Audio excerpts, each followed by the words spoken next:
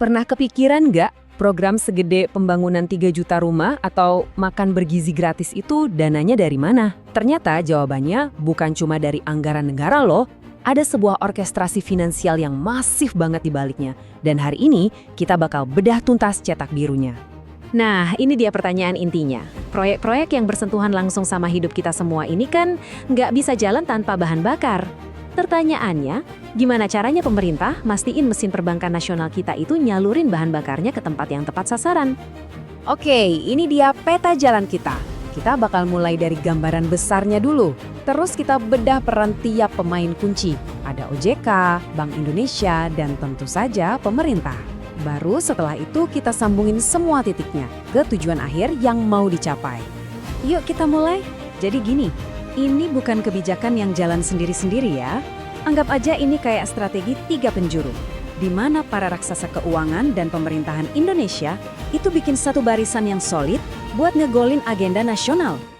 Dan inilah dia trio penggeraknya. Pemerintah yang nyiapin dananya, OJK sebagai wasit yang bikin aturan main, dan Bank Indonesia yang jaga supaya duitnya ngalir terus. Masing-masing punya tugas sendiri, tapi semuanya gerak dengan satu irama yang sama. Pertama, kita lihat perannya Otoritas Jasa Keuangan atau OJK. Pendekatan mereka ini bisa dibilang dorongan regulasi.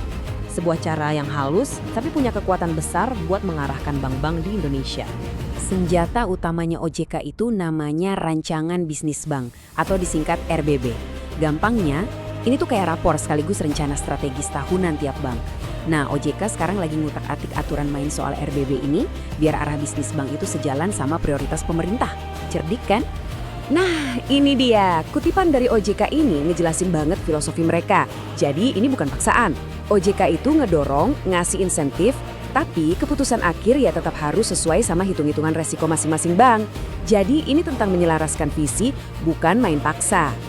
Oke, kalau OJK tadi itu wasitnya, nah Bank Indonesia ini ibaratnya yang nyediain oli buat mesin perbankan. Tugas mereka adalah mastiin likuiditas atau ketersediaan uang itu cukup, biar kredit bisa ngalir lancar ke sektor-sektor yang dituju. Satu angka ini, mungkin ini yang dampaknya paling kerasa buat kita semua. 0%. Iya 0%. Ini yang ngebuka pintu buat DP rumah 0%. Sesuatu yang dulu kayaknya susah banget sekarang jadi mungkin, ya berkat kebijakannya BI. Terus gimana caranya ini bisa kejadian? Ada 2 jurus utama BI. Pertama, mereka ngasih bonus dana segar buat bank-bank yang rajin ngasih kredit perumahan. Kedua, mereka melonggarkan aturan LTV atau loan to value. Gampangnya gini, biasanya kan kita pinjam dibatasi sekian persen dari harga rumah, nah ini dilonggarin sampai 100%. Artinya, bank boleh biayain seluruh harga rumahnya. Itulah rahasia di balik DP 0%. Dan sekarang, pemain ketiga, pemerintah. Kalau OJK dan BI mainnya lebih ke arah ngasih arahan dan insentif, pemerintah ini turun tangan langsung. Caranya dengan nyuntikin modal segar langsung ke jantung sistem perbankan kita. Duitnya dari mana? Dari yang namanya saldo anggaran lebih atau SAL. Ini tuh kayak uang sisa dari anggaran negara. Nah, daripada nganggur, Kementerian Keuangan secara strategis naruh dana ini di bank-bank BUMN. Tujuannya apa? Biar amunisi mereka buat kasih kredit jadi makin banyak. Dan skala suntikan dananya ini nggak main-main loh. Coba lihat aja, di penempatan awal itu ada 200 triliun rupiah. 200 triliun itu digelontorkan ke Himbara atau Himpunan Bank Milik Negara. 3 bank raksasa, Mandiri, BRI, BNI dapat porsi paling gede. Ini bukan sekedar ngasih dana, ini tuh pesan yang kuat banget. Dan yang paling menarik, ini bukan strategi sekali taruh terus lupa. Pemerintah itu aktif banget ngelola aliran dananya. Ada penambahan, ada penarikan, terus ada penambahan lagi. Ini nunjukin sebuah intervensi yang sangat dinamis, yang bisa nyesuaiin sama kebutuhan ekonomi saat itu juga. Oke, setelah kita lihat semua manuver finansial yang canggih ini, pertanyaan terbesarnya adalah, buat apa semua ini? Nah, pada akhirnya, semua ini tuh muaranya satu, mendanai program-program nyata yang dampaknya bisa langsung kita rasakan. Tujuan yang paling jelas tentu saja program 3 juta rumah. Dengan mempermudah KPR dan kredit untuk konstruksi, strategi ini langsung nembak salah satu masalah paling mendasar yang kita hadapi, yaitu kebutuhan akan tempat tinggal.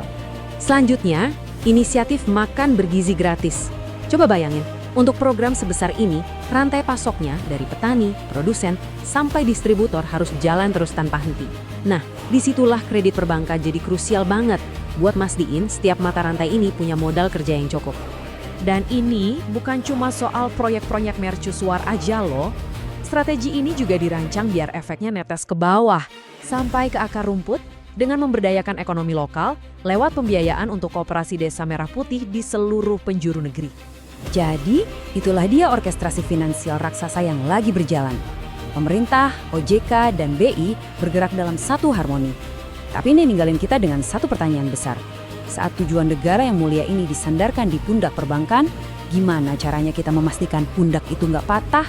Nah, menyeimbangkan antara ambisi dan kehati-hatian, itulah dia tantangan terbesar berikutnya.